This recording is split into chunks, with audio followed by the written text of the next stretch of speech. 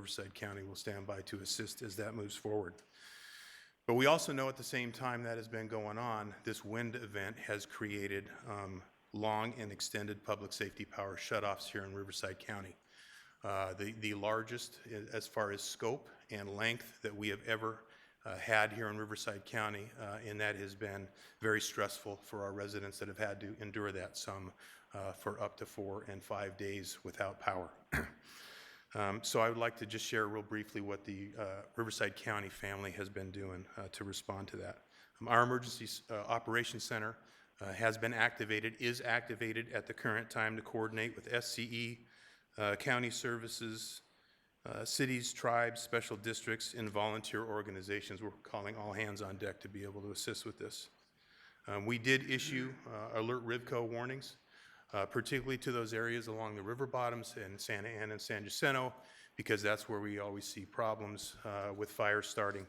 So we issue those ahead of time. That's kind of SOP for us to try to mitigate any kind of burning that goes on there that could lead to a fire. We also amplified SCE's messaging for community support resources on social media and platforms. One of the things that isn't really well known, and we want to get it out there as much as we can, SCE has a lot of resources that are available. They have community resource centers, of which there are 12 across the county. They have a hotel assistance program for those that are in areas that may be experiencing extended power outages. They have medical backup programs for those that are in high-risk fire areas that are also part of their medical baseline program, where they can get actually battery backup power for their medical devices.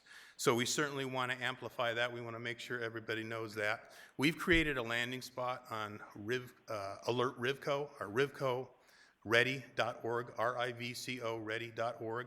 There's kind of it's a one-stop shop. So if everybody goes to that, it will direct them to SCE's website, as well as additional resources and preparedness tips that we are pushing out as the County of Riverside, and link them to all the other public safety agency websites should we have any emergency that breaks out in the County of Riverside. We did also message our county warming centers, so thank you very much to HWS and CAP for that partnership. You know, we have a number of warming centers that are throughout the county, and we have made sure that we've displayed that prominently and are pointing to that for those that may need to go plug in their medical devices, charge them up, get some snacks, and get warm if they need to. We've also conducted coordination calls with National Weather Service, SCE, incorporated cities, and operational area partners throughout the county, and we will continue to do so. We work with 911 call center for public information, so that any information that is not covered in any of that that we're pushing out as far as website information, there is a line 211 that our residents can call to get additional information. So certainly as this power shutoff event continued to grow across Riverside County, eventually growing to over 92,000 customers that were without power, we realized that we were going to have to do more. SCE does have resources, but they got stretched very thin because these public safety power shutoffs were literally extended across the entirety of Southern California. So what we did is we opened care and reception sites. We worked with the sites that were the warming centers. We worked with some of the supervisorial, some of your staff to identify some areas that we thought would be appropriate, and thank you very much for your staff that provided that insight to us. We opened those up, and what those are is we've staffed them from 8 to 10. We now have 6 that we will stand up across the county. And this is where residents can come to get ice, they can come to get water, they can plug in their medical devices, they can talk with their neighbors and get warm, and just generally be met with a smile by the county family and all our volunteers that are supporting that endeavor. We are repeating messaging, highlighting SCE's customer resources and support that those that are in power shutoff areas will have available to them, and at these community care and reception sites, We did give away 1,300 bags of ice and 400 cases of water. Want to thank all the county departments that we continue to coordinate with. We are particularly focusing on those that are vulnerable or are medically vulnerable. We have all of those departments that provide those services. We have a huge cadre of services that are provided by the County of Riverside. All of those agencies, so Office on Aging, DPSS, we have Inland Regional Center, we have public health, we have behavioral health. Anybody who has clients that are vulnerable that may be particularly impacted by power outages, they have protocols where they're checking on those clients. And then we also have, through 211, set up that call center that anybody that doesn't have those services, they can call into 211. If they do need something immediately, that will be passed through to the EOC, and then we will connect them with the appropriate county services as we continue to see these power shutoffs. I do want to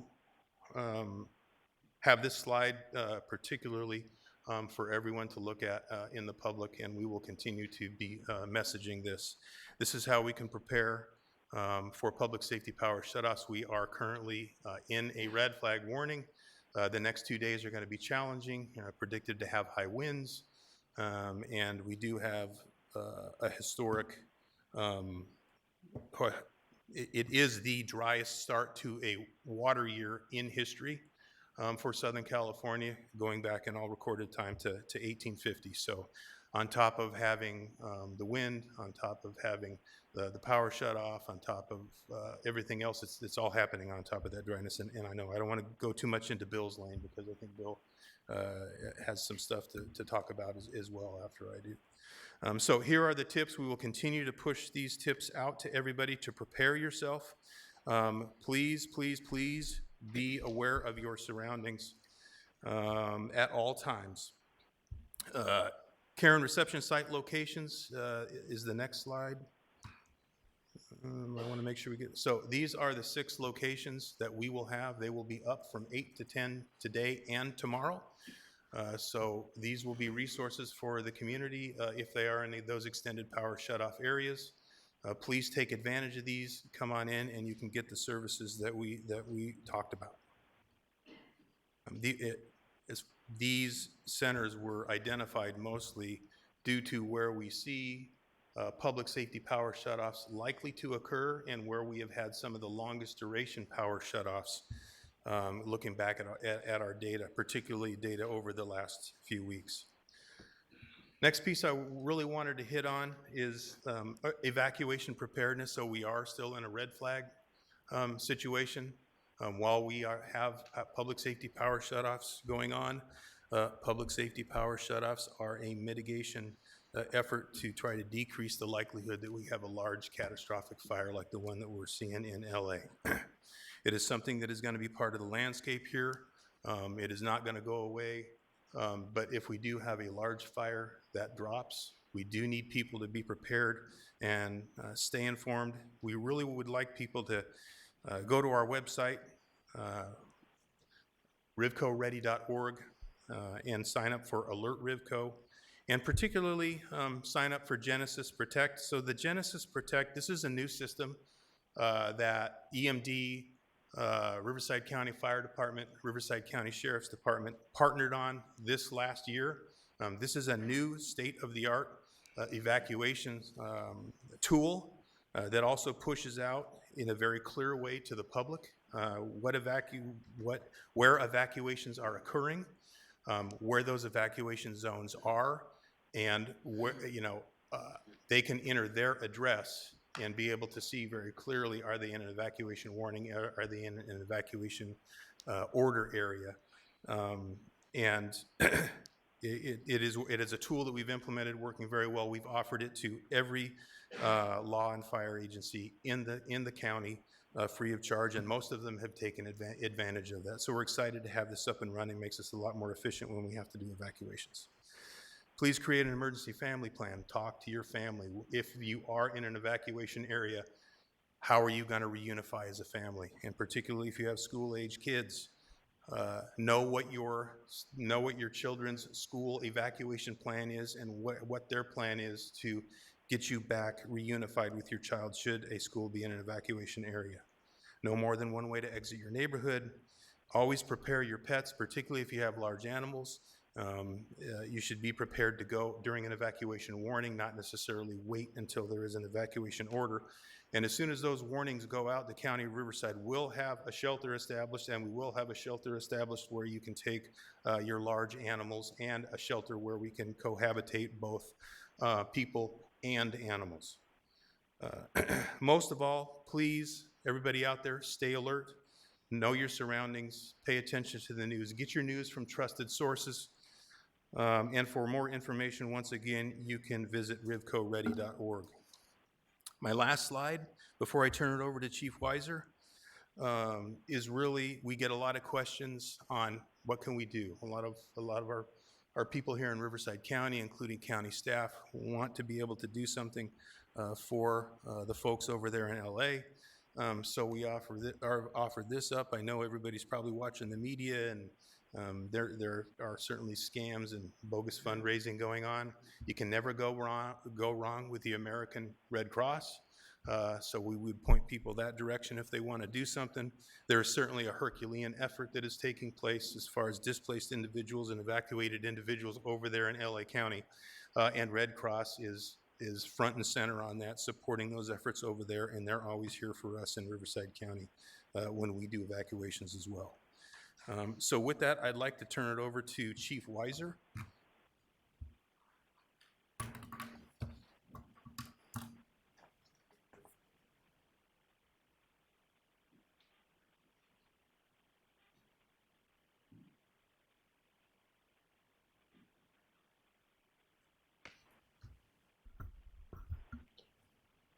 Good morning, Chairman online, and the Board of Supervisors, CEO or COO. My name is Bill Weiser. I'm the Riverside County Fire Chief, as well as the CAL FIRE Riverside Unit Chief. So today I have a presentation. I think it's online, and there it is for you. I'm going to talk about today what the status is of the fires that are in LA, what our statuses are, how we've been doing in preparation for wildland fires here in this county, and end it with some on the record of the support that this board has given me. So as you can see, the next slide. Oh, I have a little. I did this yesterday. So as you can see, where the Palisades fire is, it's about 23,713 acres with about 5,316 structures that are destroyed. The containment is up a little bit. I did this yesterday, so the containment numbers are up to near 17% today. The Eaton fire, as you know, is 14,000, 33% contained. Again, those numbers up a little bit with over 7,000 structures destroyed. Riverside County Fire Department resources, along with CAL FIRE, here out of this county, your fire department has sent 38 fire engines, 4 hand crews, 2 dozers, and we currently have 63 men and women in overhead positions on the fires. This includes within the incident command systems for both Eaton and the Palisades as incident commanders. Our partners right here in the county has also sent more equipment, and those partners are the other fire departments that are local government, i.e. Corona, Murrieta, all those wonderful, terrific people. And they sent an additional 19 engines. Some of those are OES engines, along with city engines. They sent a water tender, and they have 10 people in overhead positions as well.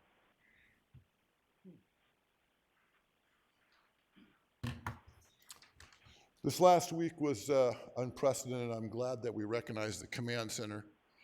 Last year, we ran about 570 calls a day to make our average of 203,000.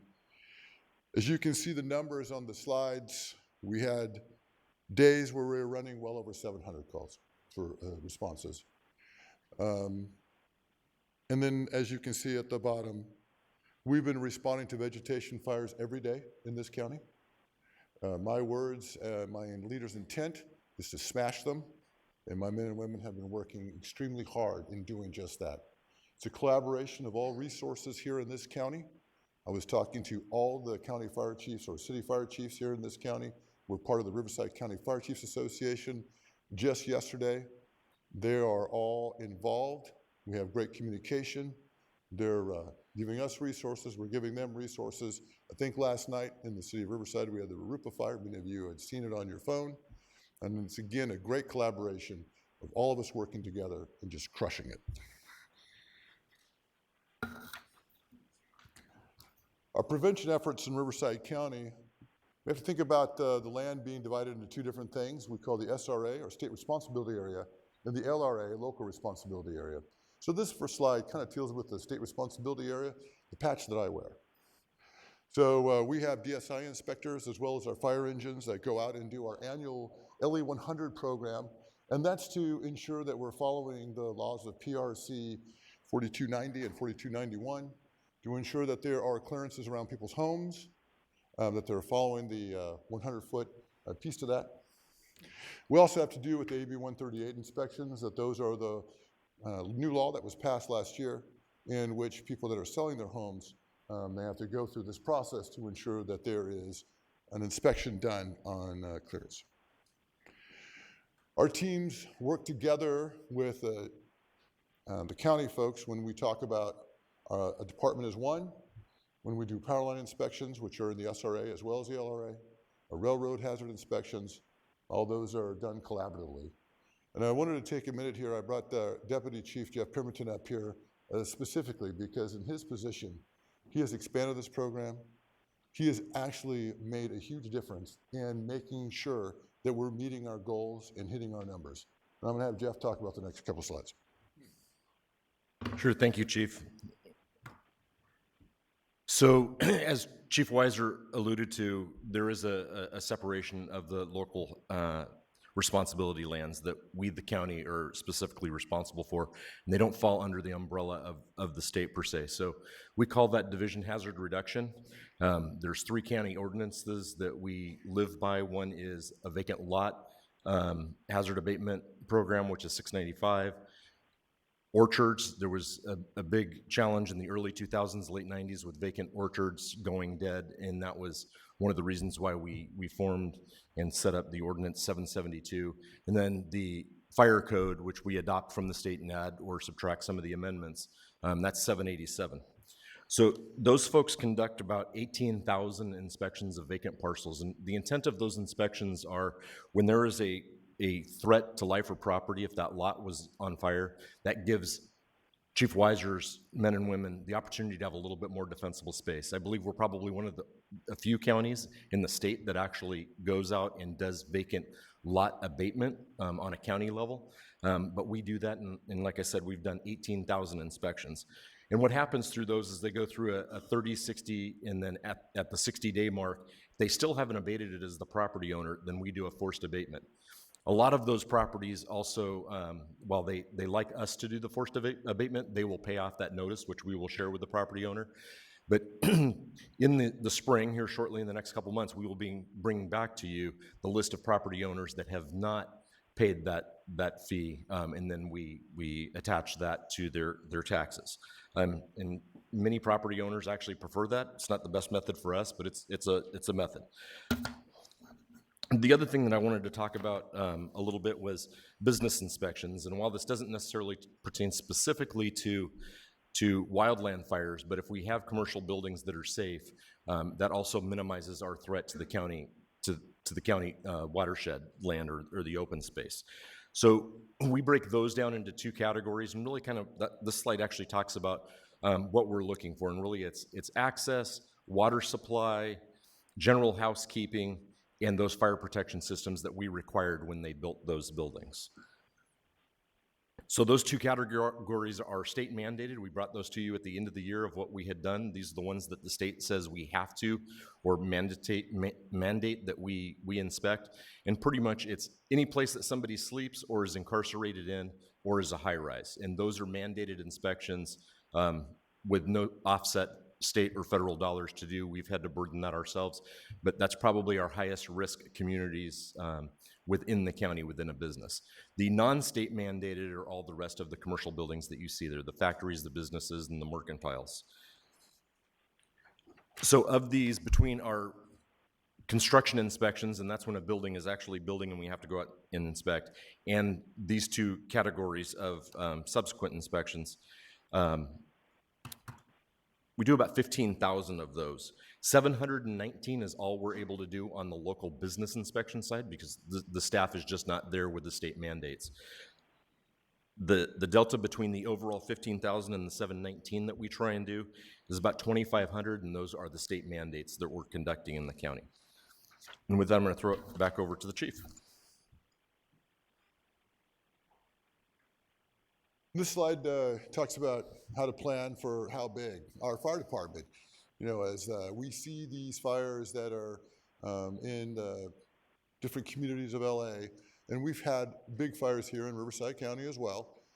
It's about talking about what does it mean as our responsibilities here and how do we plan. So fire departments are built for initial attack capabilities and also to the extended attack. And what that means is that we have the responsibility to send the first alarm, which is a set amount of equipment to go to what kind of call it is based on the complexity of that call, whether it's a vegetation fire. Sometimes we're sending as many as 10 engines right away. On a structure fire, and we're sending 6. And then the second and third alarms that we call them are just a duplication of the first alarm. And that's how we build our fire departments. And once they start, fires become complex and they're requiring more and more resources, moving in past third alarm, second alarm, that's when we talk about relying on each other. And I've listed a list of different agreements, whether it's local, whether it's regional, state, or federal. And those agreements, some of them are acronyms. And I'll be glad to meet with each one of you individually to talk more about those if you want more information on those agreements. We do use them all the time here in Riverside County. Our ability to access federal and state resources as well as other local regional resources is unprecedented all the time. It is an amazing system that works very well, as you can see by the amount of resources that we have helping our partners in LA. And often we get those in return, as we've had our large fires. Last one was the Fairview fire here in Riverside County that we had to bring on a lot. One of the questions that was brought forth was our helicopter efforts and could we use more helicopters or what's the deal on our helicopters? And I remember this came up before and I gave a nice presentation to Supervisor Washington. This is just one of those slides from that. Our helicopters are, for firefighting, are designated in the different categories. Category 1 or a Type 1 is the biggest helicopter. It's the one that we drop the most water with. Sometimes we also call some of the biggest ones helitenders as well. They're very large helicopters. There are many within this region. We have one at Hemet Ryan, we have one at Prado, both of them belong to CAL FIRE, and then of course CAL FIRE put on more aerial assets over the last 2 summers. They made exclusive use helicopters. We had a sky crane that was sitting at Hemet Ryan as well, in addition to down in San Diego, we had more helicopters. All of our air resources, whether it's a fixed wing asset or whether it's a rotary wing, it is always the closest concept. So those resources are ordered through we call South Ops or region, and those resources are sent based upon their location to the emergency, whether it's federal or state, doesn't matter, they just move it. I think there was another question on the water supply. I'm going to turn this over to Chief Deputy Jeff Pemberton. Thank you again, Chief. There's been a lot of questions about water supply, and I just wanted to give a couple highlights. The vast majority of the fire hydrants and water supply within Riverside County are those entities which are water purveyors. They are responsible to do their testing, their maintenance of their systems.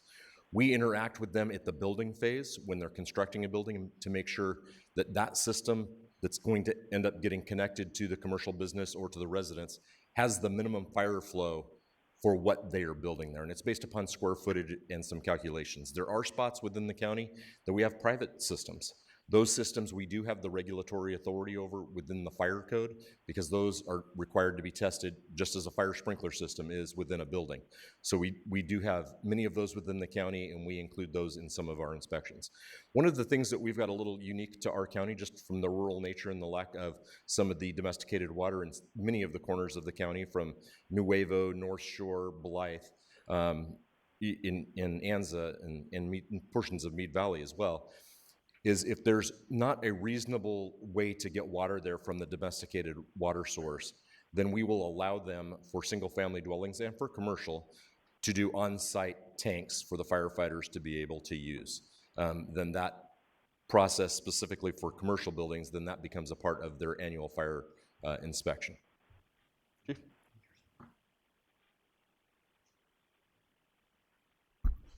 So our fire department, like so many here in Southern California, but especially what Supervisor Washington just said up here when we were getting our accreditation for the command center, is that Riverside County continues to be the largest population expanse of any county in California. And with that, we think about our vision and our goals and what we should be doing and what we're planning on doing. So we understand that right now we've crossed that threshold of 200,000 calls, and we realize at the rate that we've been expanding in the last 15 years, which is about 3.8% per year, we'll walk across 300,000 calls in 10 years from now. So that is a whole variety of incidents between fires and medical aids, and you can see that on the slide. And our next big pushes for us is to build a standards of cover, including community risk assessment.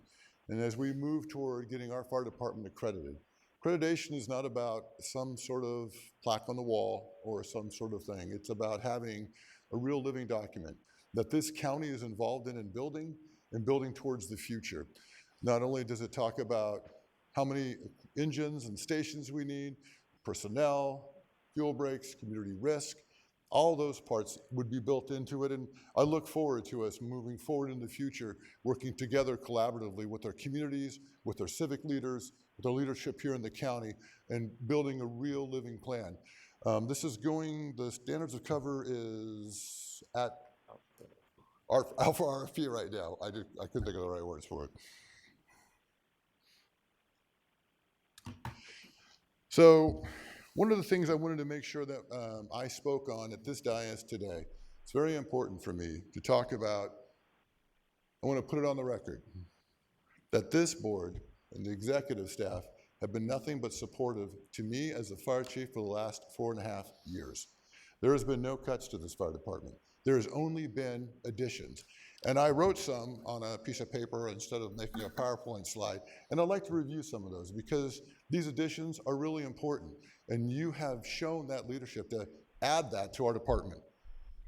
Talk about municipal staffing. We now have captains on every one of our fire engines within budget, and that is important for leadership when we show up to a call.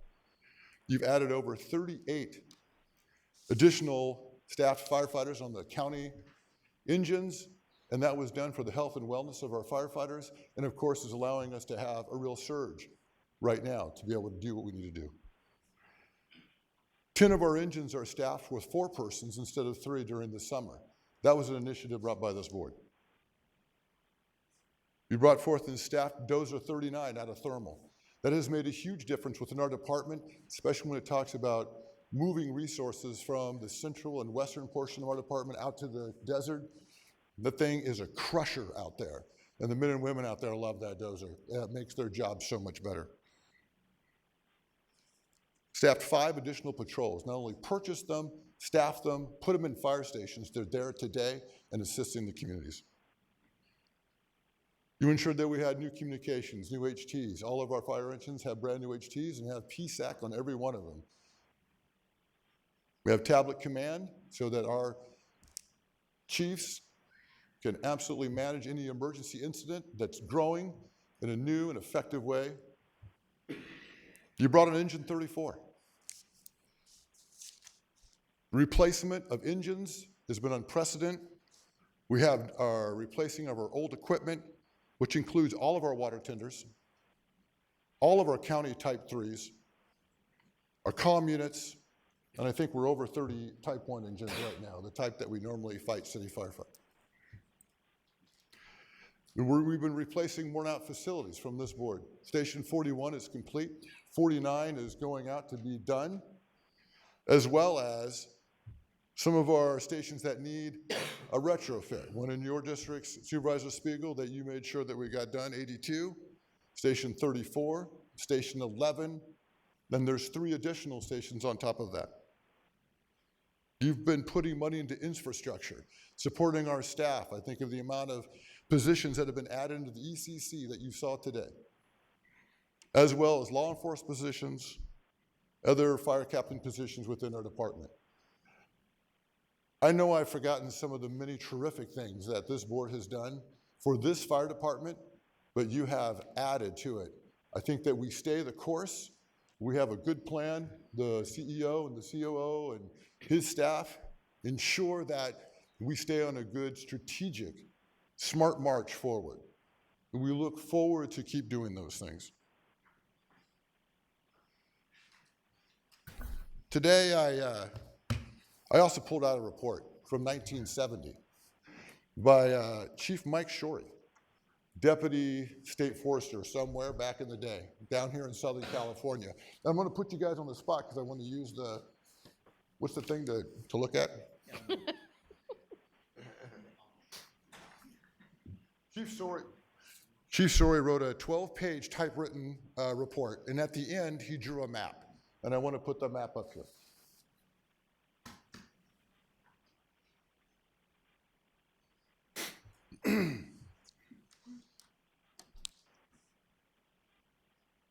In 1970, look at where the fires are.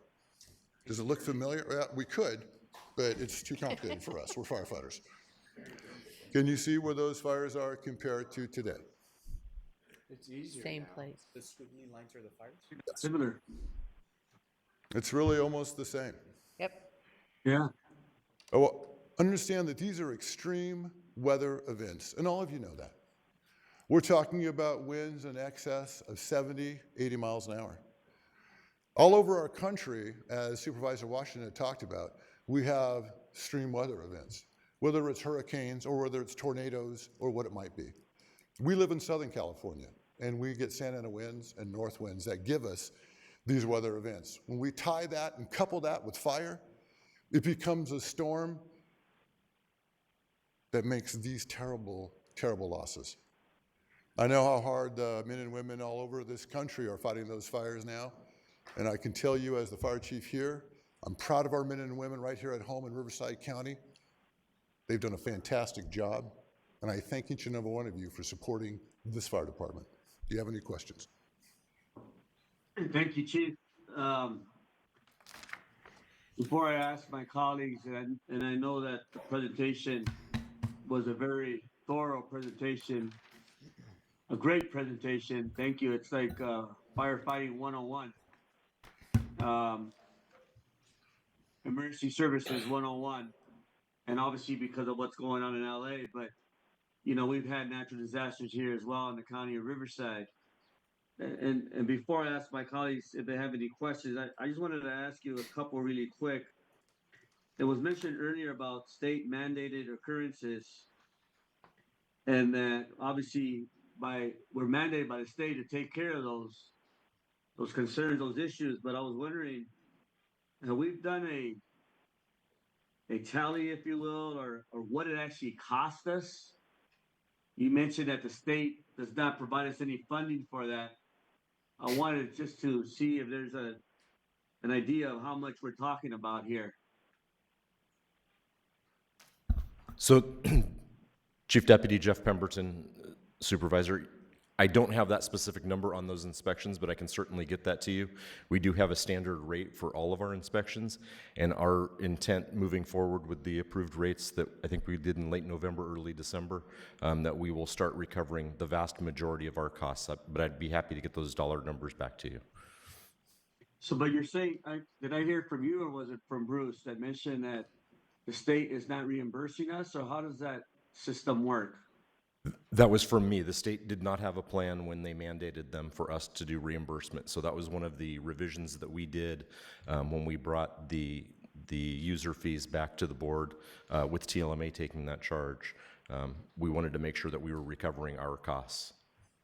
But we Okay, had so not. now we actually have a system for it. Yes. Okay, good to hear. I also heard from constituents, especially Palm Springs, around the concerns dealing with 911. And there's been occurrences already over the course of years where the 911 number does not work. Just recently, on January 9th, in Palm Springs, it was down. It was a seventh time already in 17 months. It also occurred in August 2023, November 2023, July 2024, October 2024, Indio, Cathedral City, Desert Hot Springs, and I'm sure it's happening throughout the county of Riverside. Um, what's getting done as far as the 911 backup plan? Are we able to do something about that here at the county level? Do we need to do something at the state level? Just wanted to make sure that that system is not broken as it has been. Supervisor, this is Bill Weiser, and I will talk to Chief from Palm Springs, Paul Alvarado, and get some more details of that situation and make sure I get that back to you. Okay, great. Because I'm hearing it's not just happening in Palm Springs, it's happening throughout different areas in the district, my district, but I'm sure it's happening in other areas as well. And Supervisor, it's Bruce. yes. So Yes. this really crescendoed, I think, after Tropical Cyclone Hillary, or the after effects that we had here. And since that time, there has been a group that's been working particularly on how to communicate with each other during these outages. I do know that the Riverside County Sheriff's Department, I don't know if Don wants to say anything, but not to put you on the spot, Don, but I do know that they offer a lot of assistance, including backup assistance to any of the PSAPs that have communication outages. So there is a group that works with it. A lot of the, one of the issues with 911 is, and what the cause of frequent outages are the telco, the broadband carriers that are contracted, and all those contracts are held by the state of California. They're not held here locally. But I know the group that works on this does talk frequently to the State Warning Center, which any outage is immediately reported to the State Warning Center so they can involve the appropriate vendors along with those jurisdictions that are impacted. So I do know that group has gained a lot of momentum post Hurricane Hillary, sir. Okay, thank you for that, Bruce. I think that maybe that's something that we could look towards our legislative leadership and Don, trying to figure out how they can connect with the PUC and see if there's a report that they're willing to take on to better understand the situation and how they're going to improve it. That's just a thought for us to consider in the future. And, obviously because of the fires, we've had a lot of impact in the Coachella Valley, quite frankly, folks coming in and obviously renting whatever they can find, whether it's hotel rooms or even Airbnbs. I'm just wondering about price gouging and ensuring that, obviously folks are not being misled when it comes to cost and illegal pricing, if you will. Do we have any information on that?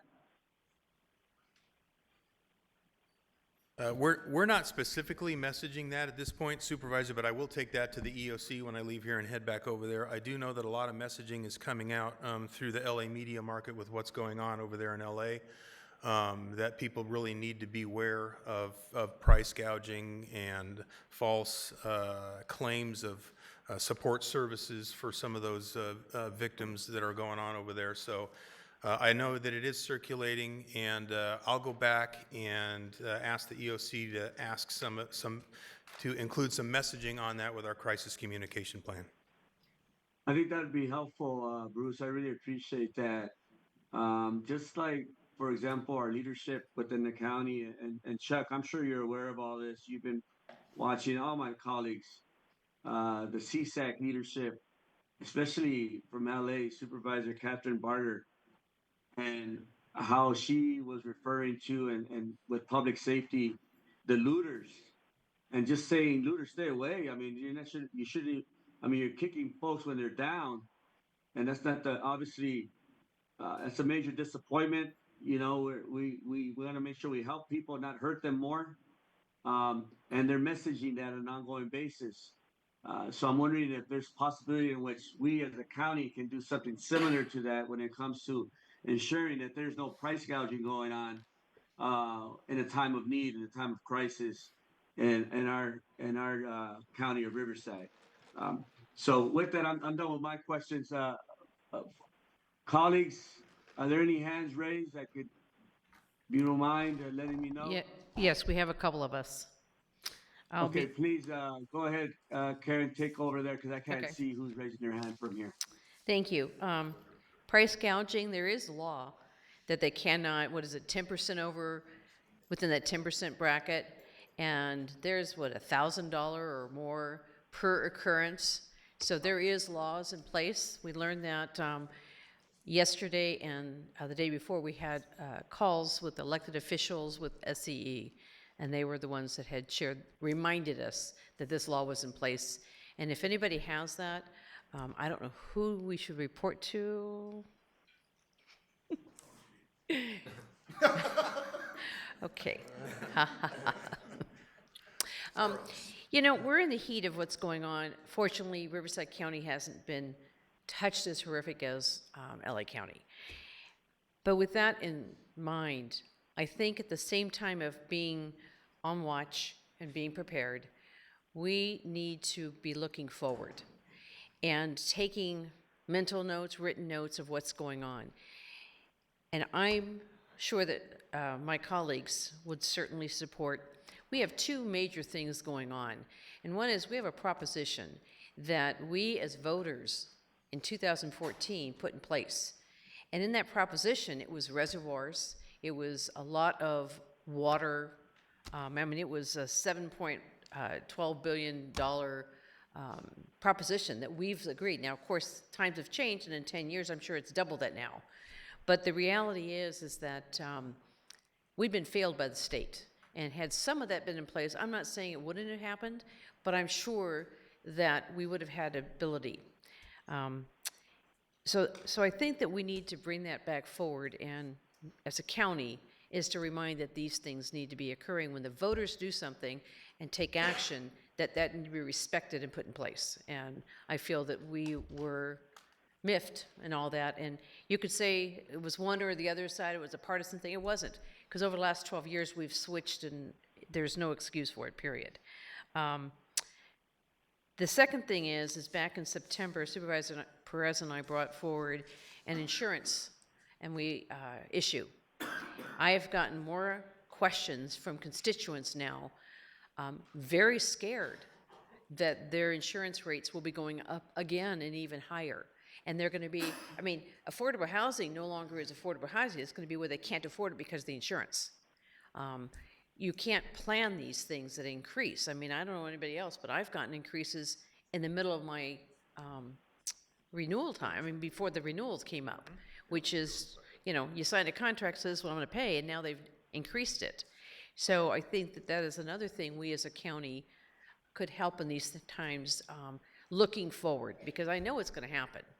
And then, of course, you know, we can't sit there and blame Edison yet. There's going to be an investigation. There's thoughts that it may or may not have been Edison. And so the constituents that are blaming them before they do the investigation, we got to be careful. Could we do things better? Yes. Chief, sorry. But 6 years ago, when we first started or 5 years ago, the Santa Ana River Bottom Coalition, we talked about clearing that out. And every year we've had at least a couple of fires. And we need to take care of it. Our residents, I have gotten more calls from Hooper Valley and some of the cities along that river bottom that keep reminding us that we promised to do something down there, and we've failed them. So if I'm pointing at the state, we need to point at ourselves too. Okay. So I would like us to revisit and a hard look, because I know that day we sat with the San Bernardino Fire Chief, the Orange County Fire Chief, and of course you. We need to figure out what we can do, whether it's my suggestion, obviously, is not a professional one, of the controlled burn down there, just to get a head start, or whatever it's going to take. Because it goes back to the fire hydrants. Was that? You talked about that? Okay, and then you talk about the inspections during building, but do we do follow-ups? Because that's supposedly what LA is claiming is they didn't know. So when it comes to fire hydrants, if they're public hydrants and with a public utility, it's the utility's responsibility. Most of them have that within their strategic plan, within their organization, of what their intervals of testing are. We do not test those public hydrants. But do we check that they do the testing? No, we don't. And we don't because there's a Water Conservation Act. It was mid-2000s that limited us from being able to test hydrants. Okay, that and look topic- what happens when you don't. On that topic, Supervisor, we had a chance to speak with Supervisor Gutierrez this weekend on the topic of fire hydrants.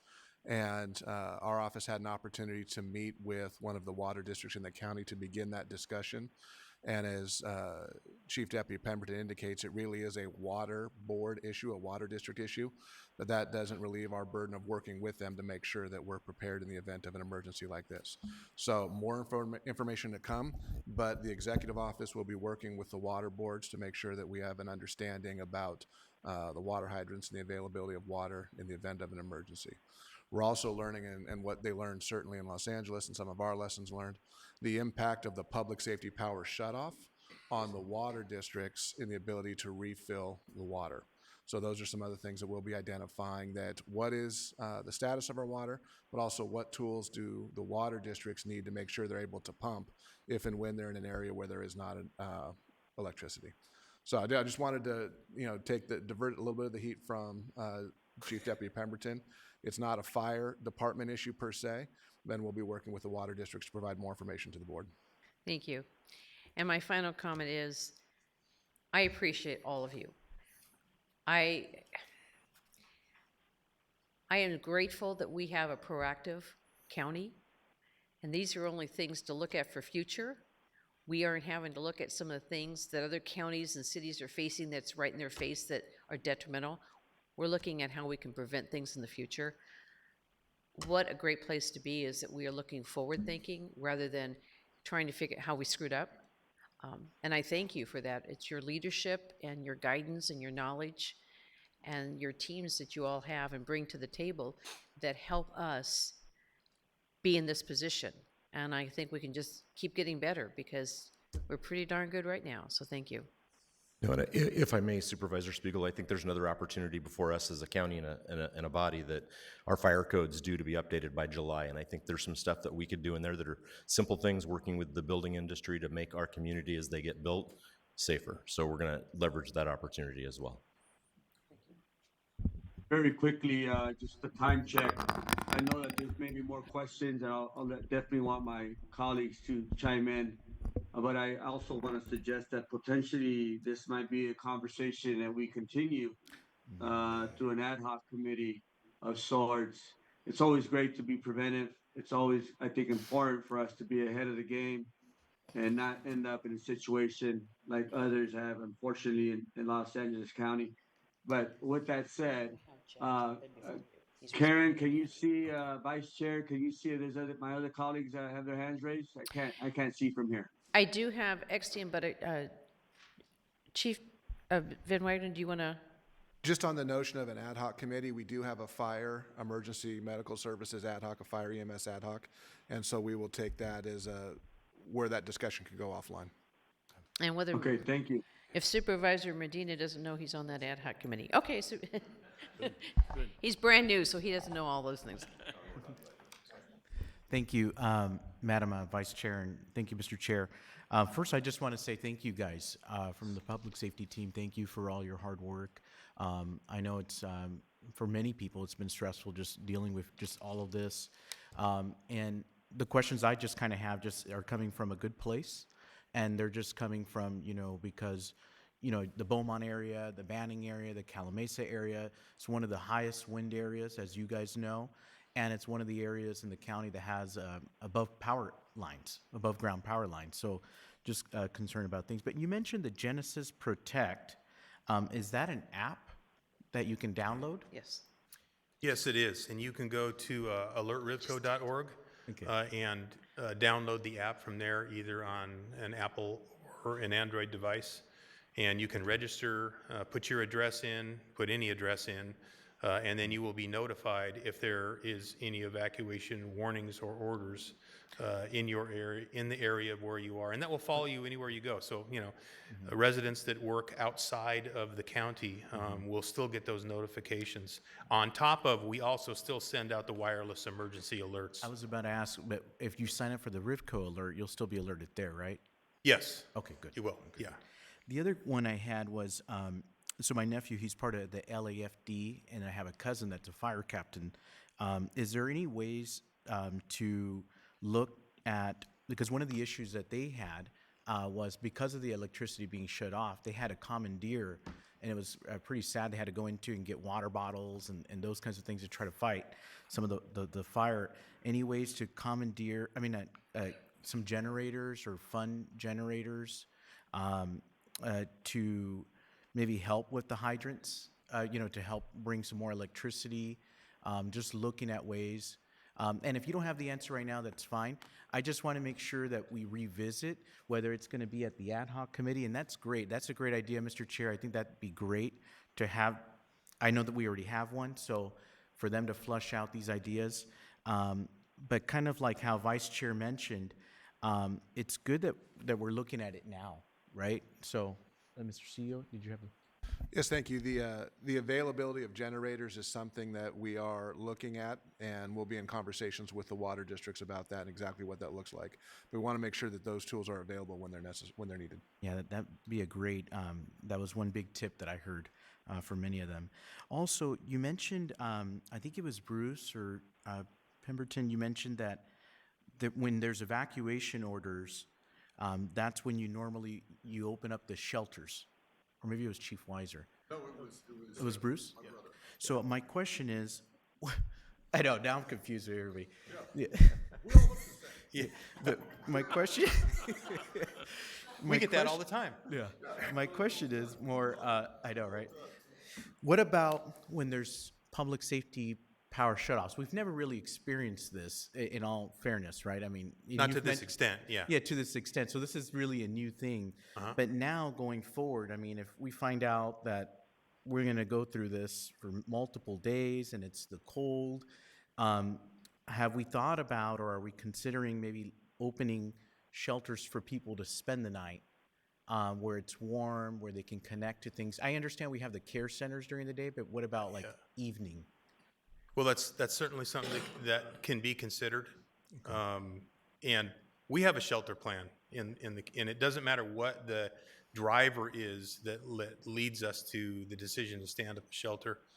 We have the capability. So I think what we do, Supervisor, is a lot of these events are very dynamic, knowing the needs. We also have resource management that we need to do out of the EOC, but should we, the event dictate that that is a need that we do have that capability, and we can pull the trigger on that. That's setting up shelters with all of our partners, DPSS, American Red Cross, all the support agencies, the volunteers. That is always spring-loaded in the county of Riverside. Great. Well, that's great to hear. And I know we're at towards the end of this, hopefully this issue, but maybe in the future we can look at that, because we did get quite a bit of calls from seniors and people that have medical devices, and okay, hey, we understand we're warm during the day, but what about in the evening, when we sleep? The other one I had was, you mentioned the fire hydrants, public areas, which would be the water districts that inspect them, but isn't it also the private areas that the county is responsible to inspect the fire hydrants? So the private fire hydrants would be, and I'm going to pick on Target for a minute because everybody knows what a Target shopping center looks like. So those hydrants that are behind the curb, if you will, of the thoroughfares of the streets, those would be considered private hydrants. So there are some commercial developments that have private hydrants as well, but those are specifically the hydrants that we're referring to. So I just wanted to bring that up because it was brought up that the water districts are responsible, but I do understand it's county too for Yes. the private. And so do we know if we've been inspecting those every year? So that is one of the gaps that we have within our organization that I look to work with the executive office through the budget process to get more inspectors, because we aren't doing a great job as a county and as a county fire department from the fire marshal perspective of those business inspections. Again, we only did 700 business inspections, and I think any of your districts have more than 700 businesses. Oh, yeah. So we've got a huge gap there to fill, and we look forward to developing a plan to really tackle that. No, I look forward to hearing that as it comes back. And then my last question was, in terms of and I love the outreach that we're doing, you know, with RivCo Ready, 911, 211.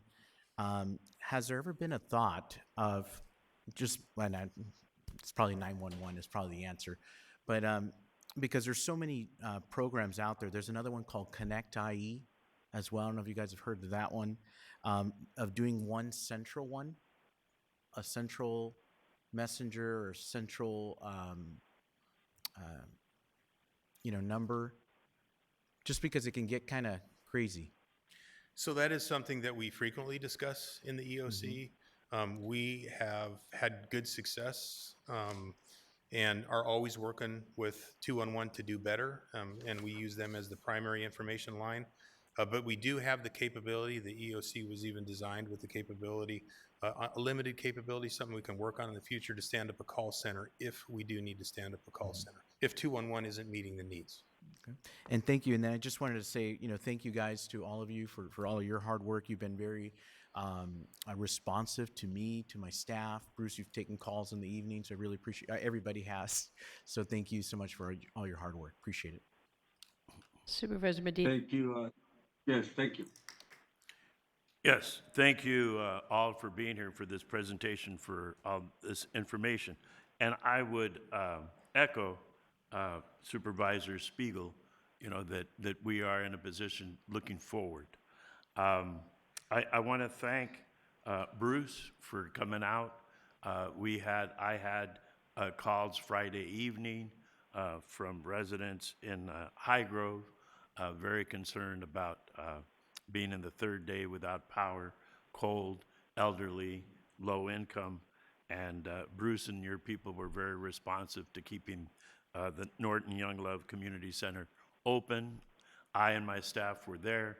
We saw people and their faces change when they came in, and it was warm, and there was food, sandwiches, hot cocoa, and pizza available. So thank you, Bruce, for your quick response. The following day, I had an elderly woman from Harupa Valley call. She wasn't able to go to the warming center because of transportation issues. And again, thank you for getting the fire to respond and do a wellness check on her. And she texted back, so appreciative. So thank you for that. Question to our fire chief. I know you crushed it yesterday. How long did it take to put out that fire? Well, they're still putting out the little embers out there right now. But to get line around it took us about an hour and a half from the time it started. By the time we got all the way around it with hand crews, it's that river bottom, as Supervisor Spiegel has pointed out, not our favorite place to go, and it's a tough place to fight fire. So, yeah, we got around it. We have to dig line around it. We have to put hose around it.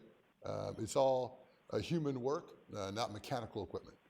I know there, given the situation in LA, there was probably heightened fear and with the wind and everything. So, I'm glad you brought that up, Supervisor Medina. Before the fires started on Saturday and Sunday is when everything started ramping up, right? The largest fire that got going was on Tuesdays when the fires really started. The state, CAL FIRE, sent about 50 engines into Southern California. Here, we locally staffed up more equipment between our own resources. We staffed up more fire engines and all that to be prepared. So it's the balance here between myself, my duty chief, on balancing how much we send out, as well as protecting the home front. I'm thankful that the coordination efforts between Chief Tyler with CAL FIRE, bringing down as much resources as they did. We have a MOB center open currently right now, which is a fancy name for a mobilization center, but it sounds cooler, MOB. And it's currently it's open in Beaumont, in your district, Supervisor Gutierrez. It's at Noble Creek, and if you have a chance to go by there, we have resources in there currently right now that we can use to help bolster our resources right here in the county. I think that the state, along with the local governments, really took this seriously and put up as much fire engines and emergency equipment as they possibly could. Looking forward, I also had calls from constituents about brush abatement around homes. Sure. Right in the University, I think it's University City. Heights? University area. Heights or University City? University, Heights, perhaps? I don't know. right off the freeway. Right off the freeway. I Right got off you. the Box freeway, Springs over going to there. Moreno Valley. Yep. Brush and weeds and the inspections, how often do they happen? And what can residents do when they see that perhaps some homeowner may not be doing as good a job as they could be? So how often do they happen, and what could a homeowner do if they have concerns? Sure. So our inspection process is annual. So we try to hit it, though, in the spring, early summer is where we really make our strongest efforts, and then carrying it all the way in through the fall. So, and with that being said, people can go to our website, which is rvcfire.org, and they can put in a request to have something looked at. But that's unincorporated area. Yes. Well, we'll That- handle that that would be part. This is unincorporated Okay. area. And we would, being that if it was part of, let's say it was, somebody put it in there, they didn't really know where they were. If it needed to go to Marietta or if it needed to go to somewhere else, we'd push it up. We would facilitate that. Thank We you. understand that. Most of the districts have their own website and people know, but we would help. Yep, the question did come from unincorporated area. Sure. So I thank you very much for being here, for your presentation, and I look forward to serving on the ad hoc committee. We look forward to having you. Thank you. And Vice Chair, any other questions? Doesn't appear so. Thank you. All right, well, thank you so much for a very thorough presentation. I got actually quite a bit of text on my phone saying thank you from constituents, letting me know that it was a great discussion. Obviously, they have more questions, but they look forward to the ad hoc committee as well. And they really appreciate all the good work and efforts of our team. And quite frankly, folks, I wasn't expecting that this would take this long, but at the end of the day, though, it's important. It's an important conversation. And obviously, we get ahead of it, the better. So with that, Vice Chair, did you have a comment? Okay, I couldn't see it.